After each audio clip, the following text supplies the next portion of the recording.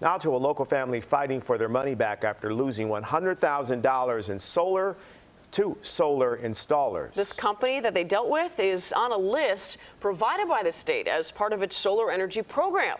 CBS 2's Climate Watch reporter Tara Molina is always investigating and pressing for answers about who is monitoring these solar companies. That's just one of the questions I've asked state officials. With more and more of these solar companies popping up, salespeople just showing up on doorsteps, who's monitoring this to make sure these companies are legit? How can you best protect yourself? And what happens once a complaint is filed? They are all the way on the back. They're on the sides. Metal rails on these rooftops since December. Thousands spent, no solar panels. We handed them checks for all 3 properties for over $100,000, and they never came back. We told you about the Elk Grove Village family dealing with what they're calling a solar scam. The company they trusted, PSG Energy. This family found them on a list provided by the state through the Illinois Shines program, even though I found they are not registered to do business in Illinois. So how are they listed here? One of the questions I asked the agency overseeing solar in Illinois, the Illinois Power Agency. The Illinois Power Agency would not sit down with me for an interview, instead only answering questions in writing. A spokesperson with the state told us a company can be listed here as a designee, and that's not the same as an approved vendor.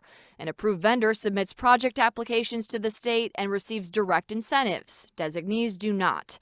Still, with 3 formal complaints filed against them and no state registration, how was this company on this list? No clear answer, but we've been told the state is investigating. People in Illinois and across the country really are getting scammed left and right, and it's a problem that I don't think a lot is being done about. Does the state have anything in place to protect solar customers and prevent scams? A spokesperson shared this, their consumer protection handbook, and told me they refer complaints to the Attorney General. As for concerns the state isn't doing enough, they say they, quote, take customer protection very seriously and take swift action against those who are non-compliant. But again, this company still being investigated 4 months later. There hasn't been any communication with me. We put more of the state's written responses to our questions directly in the story you'll find on our website right now as we continue to investigate this issue. Reporting outside the Illinois Power Agency's downtown office, I'm Tara Molina, CBS 2 News.